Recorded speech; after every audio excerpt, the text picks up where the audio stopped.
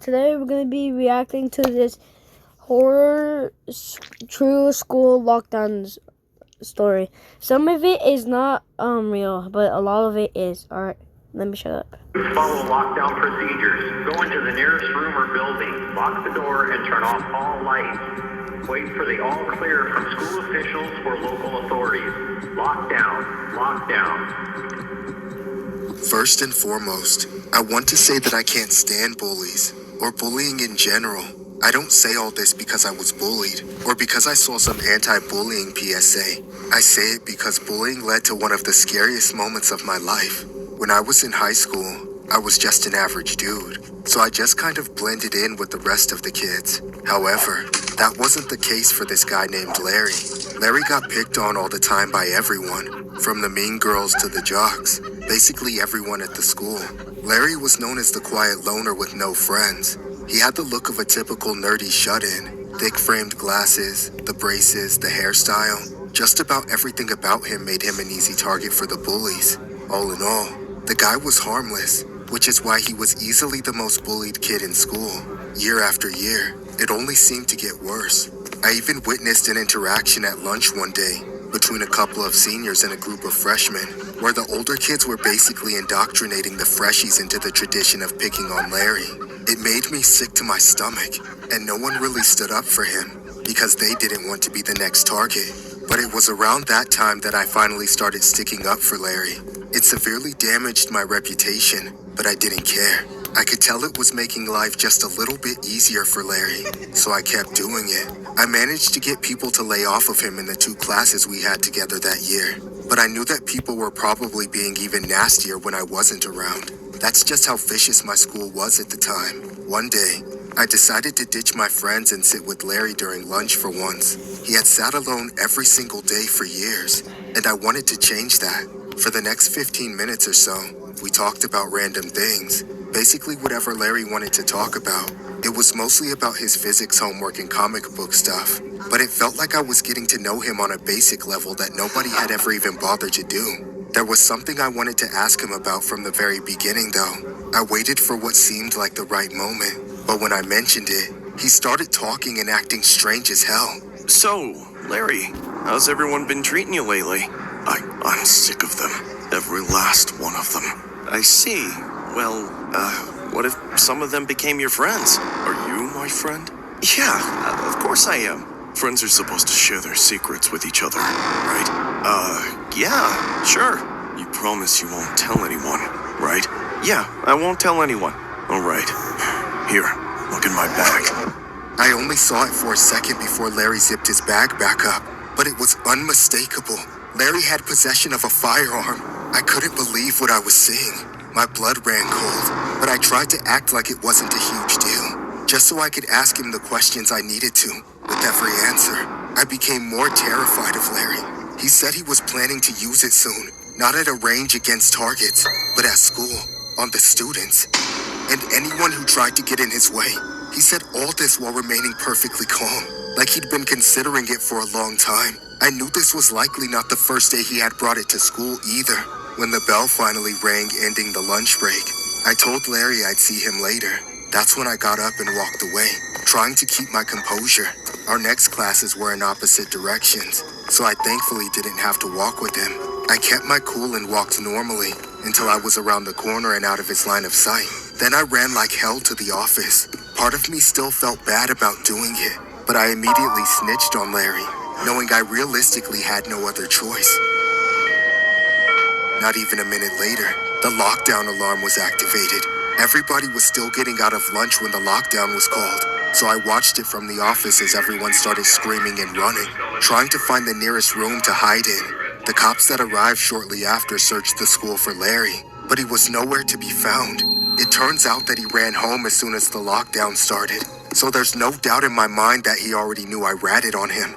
He was later arrested in his house, and since then, I haven't heard or seen Larry since. I don't know how long he spent in juvie or jail, but the district made sure he never came back to the same school he was planning to attack. Seeing the stories on the news about how many students have snapped from all the bullying and done the unthinkable, I believe a lot of people could have gotten hurt if I had not acted. Years have passed since this happened, Everyone graduated and moved on to adulthood, but nobody knows what happened to Larry. To this day, I live with the lingering fear that he will someday come after me to take his revenge. This story was inspired by a horrific incident regarding an 18-year-old man who was arrested and charged after 2 school lockdowns in Regina, where the accused allegedly revealed a firearm to a student. A Regina Police Service school resource officer was notified about the ordeal on Thursday. Police say the male named Chance Larry Constable revealed a firearm to a student, then left. The school was placed into a secure the building lockdown protocol. A police investigation led to a residence on the 1500 block of Bond Street. Police members, including the Special Weapons and Tactics team, surrounded the residence. Because the residence was near an elementary school, it too was also placed on lockdown. At about 3:30 p.m., Constable was arrested by police. The secure building lockdown was lifted at both schools. Police have confirmed that a firearm has not been recovered. Constable has since faced charges.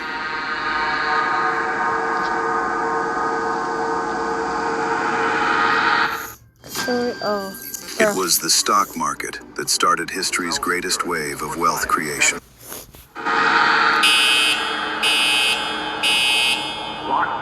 Lockdown. This is an emergency alert. Please follow lockdown procedures. Go into the nearest room or building.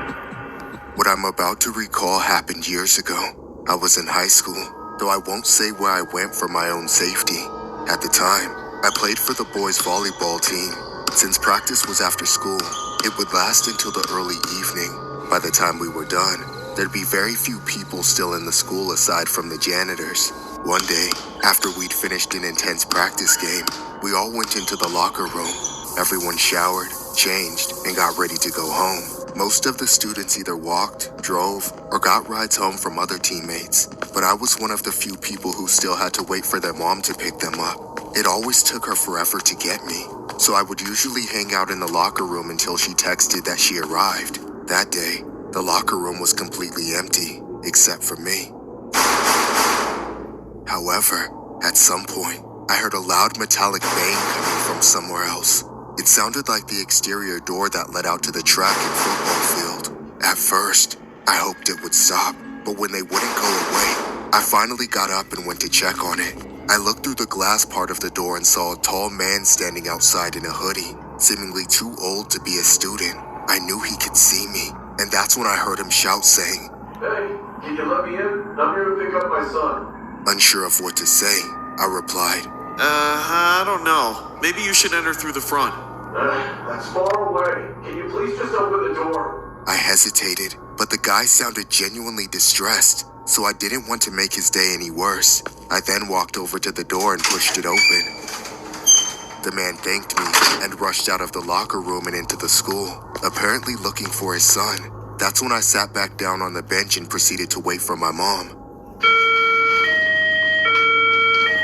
Out of nowhere, an alarm came on, and the school was placed on lockdown. Seconds later, I heard screaming coming from the school. Panicking, I rushed to turn off the lights, but since there was no door to lock to secure the room, I found and hid inside a random locker. All I could hear for a while was the screaming, but then I heard the footsteps as someone rushed into the locker room. I peered through the slits in the metal, trying to see who it was. I couldn't see them, but figured it had to be another student hiding in one of the lockers as well, from the sounds of it. Moments later, someone else ran into the room. However, this time, I knew exactly who it was. It was the man I had let through the door. He still had his hood up, but now he was wearing a mask, and he had a giant machete in his hand that was dripping with blood. That's when I knew I had screwed up.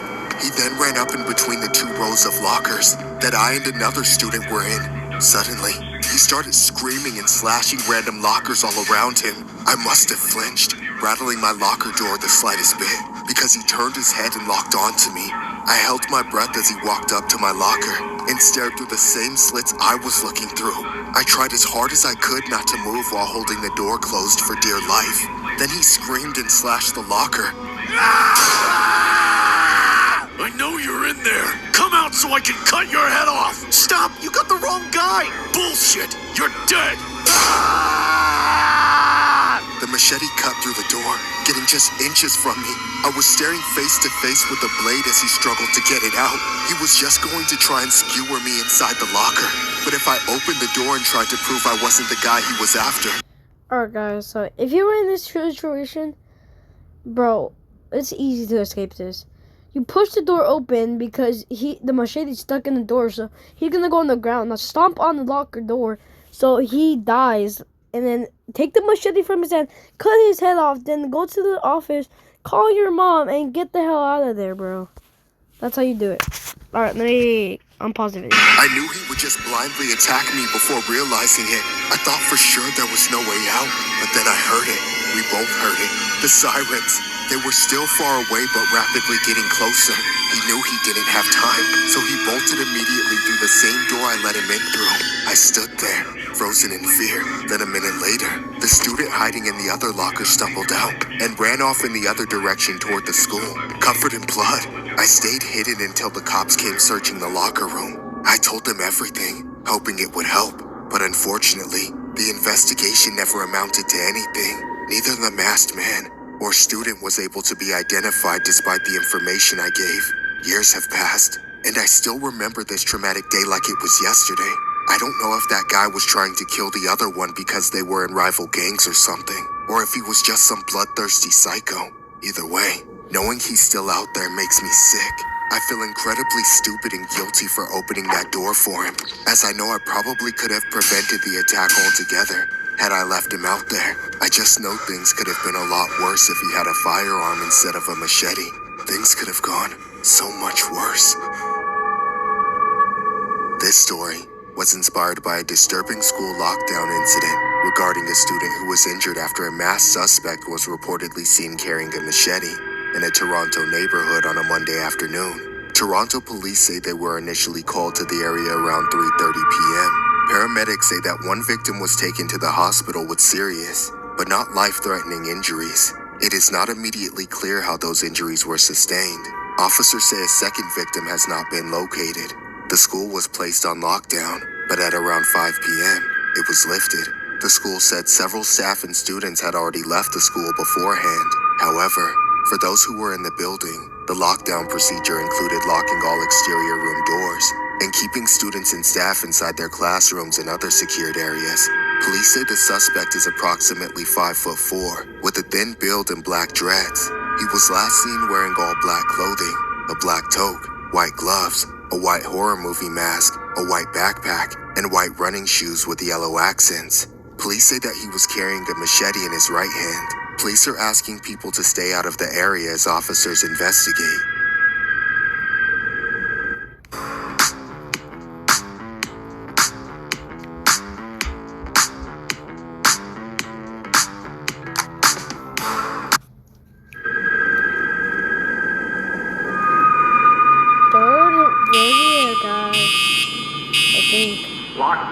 Lockdown. This is an emergency alert. Please follow lockdown procedures.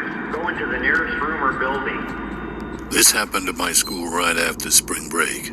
Nobody was happy about being back. Unlike everyone else, I had 7 classes every day.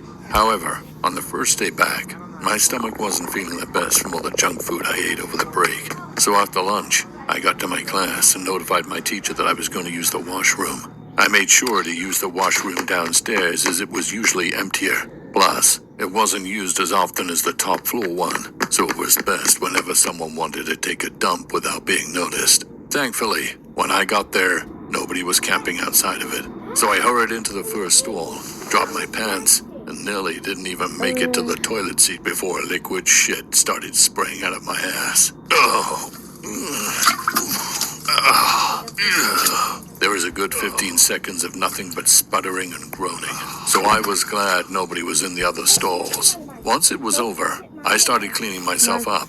While I was doing that, I noticed some writing on the washroom stall. It said, "Do not come to school on 3/23. That was in 2 days. It felt eerie because of everything that had been happening in schools lately, with kids snapping and doing the unthinkable. When I came out of the stall, I poked my head into the other ones to see if it was part of some other bunch of graffiti. Can we play fidget trading?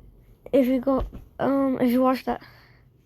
Okay, I have these. We can use. Yeah. Pity that it happened in the washroom. You do But it. that seemed to be the only thing written in there. video. I didn't have time to think much more about it, as I had to rush back upstairs to my class before anyone got too suspicious. The next day, though, the exact same thing happened at the start of 6th period. Mr. Brown, I need to go to the washroom. Again? Please, it's an emergency. Be respectful, everyone. You can go, but if this is gonna keep happening, you should probably stay at home. Yeah. Oh. I wonder who laced his lunch with laxatives. It felt just as urgent in the classroom, so I had to go all the way down to the first floor to do my business. I then got in, and just as I was about to enter a stall, I went to the one I went to the day before to see if the writing was still there. But it was gone, probably cleaned up by the janitor overnight. This time, I went all the way down to the big stall so I wouldn't feel as cramped. I locked the door, sat down, got ready to go. Then, all of a sudden, the lights shut off. It got dark as hell in an instant. That's when I heard someone coming into the washroom just before the lights went out, and the footsteps slowly walking over the tile. I was freaked out, knowing there couldn't be a good reason for someone to enter a washroom after turning off the lights. I had no clue if they knew I was in there, so I kept quiet. I listened to them go into the stall. Then, I heard what sounded like them popping the cap off a marker, followed by writing. Once the writing stopped, I could hear them get out of the stall, then leave the washroom. I didn't like having to do it in the dark, though, so I used my phone flashlight to see what was happening. I finished up, then I left the stall and turned the lights back on. This time I didn't go back to class right away. I stopped to check all the stalls for whatever that person had written. I found it in the very same stall that had the message the day before. There was a new message. It said, "I'm going to blank up the school." My heart almost stopped. I didn't want to be a rat, but I decided I had to report it just to save lives in the worst case scenario. I went straight to the front office and told them what I saw. I didn't think they'd lock down the whole school, but they did. I was losing my mind in the office, thinking non-stop whether I'd made the right decision or ruined some kid's life for no reason. There were cops swarming all over the school, and the lockdown lasted for hours. They even told the parents about it. Eventually, the cops checked everywhere, interrogated me, and made their report declaring the school safe. However, I was still terrified the entire next day, because the first message had said the attack would happen on 3/23, which was that Wednesday. There were cops guarding the school because of it, but nothing ever happened, though the identity of the person who made the threats was never discovered either. To this day, I have no idea if my stomachache saved my school from catastrophe, or if it all was supposed to be a joke that I took too seriously. Maybe if I could have seen the person who wrote it, it would be clearer, but it still freaks me out that they were in the washroom with me, lurking in the dark. Police and high school administration are still searching for the student who wrote a threat on a bathroom wall, causing an entire high school to go into lockdown on March 24. According to police, the threat written was, "Gonna shoot the school per 6B sick ready." Despite the sentence not making total sense grammatically, it is clear what is trying to be conveyed. The threat was found written on the wall of the first floor boys' bathroom at the high school around 12:30 p.m. Students immediately notified the school administration, who identified the message and notified police, who were on the scene due to an unrelated fire alarm. As a result, the school was put into a controlled lockdown per protocol for about 20 minutes with police present. Parents were notified of the situation via email. The lockdown was lifted after police found the threat to be unfounded and the school was declared safe. School officials said this may have been a copycat incident, with a similar incident that had happened a few days before this one, where several students said they heard someone write in the bathroom, "Do not come to school on 3/23, which translates to March 23rd. The two incidents were eerily similar, but police are unsure if they were necessarily connected. The person that wrote the alleged threats is still unknown.